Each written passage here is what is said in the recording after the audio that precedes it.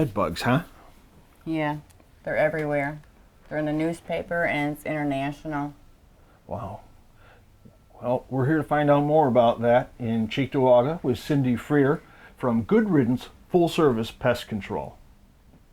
So tell me more about a bed bug infestation.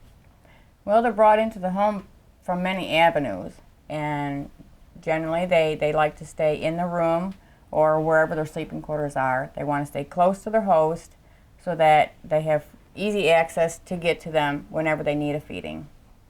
How would I know that I had this problem in my home, let's say? What you're going to do is you're going to check the seams of your bed. You're going to check every seam or all the way around the mattress, top and bottom. You're going to check the box spring as well, all the seam, and you're going to flip that over as well. And you want to pull that covering off at the bottom of the box spring because you want to be able to look up inside to see if you see any bugs or any blood splatter or even any shells from the bugs, because once they get to a certain stage, they need to shed that skin and they continue to grow. So they leave sort of debris behind? Yes, they do. But now what about bites? What should you be looking for?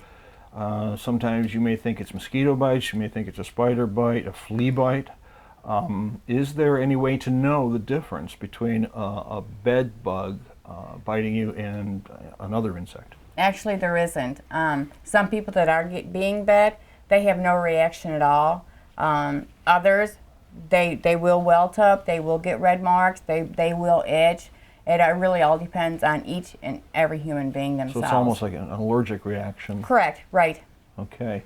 Then I guess my next obvious question would be, if I find bed bugs in our bed at home, how did they get there? How did I bring them into my environment? They can be brought in many ways. If you have a laptop and you carry that back and forth to work, you could have gotten them from work and brought them home. Really? If you are in public transportation, you could have picked them up there. Laundromat, you could have picked them up there. If you're going international or even just flying to Florida, they're on the planes. They're very easy to pick up. They're not a dirty person bug. They go to everybody. So people shouldn't be ashamed if they No, are not at afraid all. to tell people that they have the problem. No. I understand also you have to be very careful in hotels and motels, bed and breakfast and that. Yes. Are there things a person can do to decrease the chances of bringing that bug home with them? You get to a hotel, you don't want to put your luggage on the floor. They have that little commodity sink just outside the bathroom, and that's where you want to put your luggage. And if that is full because you are traveling with a companion or a family, when you're not using the bathtub, put your luggage in the bathtub. Really? Yes, really, because they can't climb on that real slick surface. Oh, okay. Also, check the bed. Please check the bed before you actually climb into it at night, because if you do find some of those things that we have talked about during the segment, you need to go to the desk and ask them for a different room. Okay. And you do need to ask them, tell them you don't want the room above, the room below, the room on either side. You want it completely away from that area, Okay. because if there is an infestation, it could very well be all around in those other rooms. So be safe. Okay, so if I have to inspect the bed at a hotel or motel, could you show me how I would do that? What would I do? Sure. What we're going to do is we would take all this up.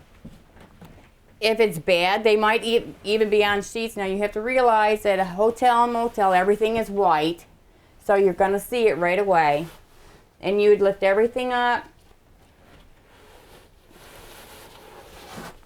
You would inspect everything around here, and you're going to be able to see it. They're going to be in the little holes from where the thread is.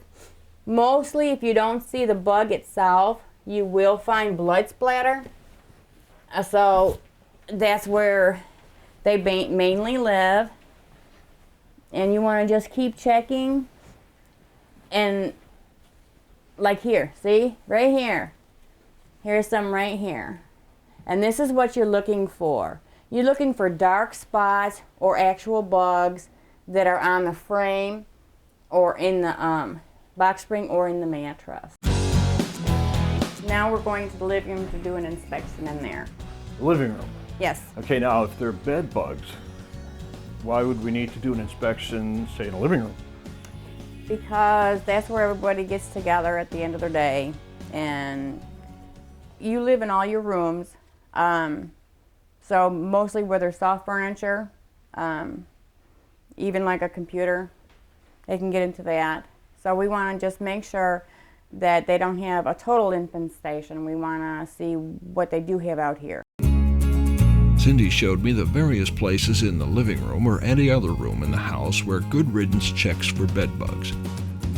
They included furniture, picture frames, drapery seams, electrical outlets, dresser drawers, behind wood trim, inside lamps, phones, and even in your computer and mouse.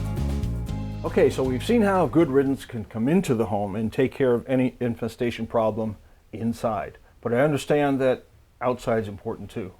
It is very important, and here at Good Riddance we do have a preventative program to protect the outside of your home as well as the inside. Okay, well, you know what? We're going to see exactly what that program outside is right after this break. So stay tuned to The Professionals.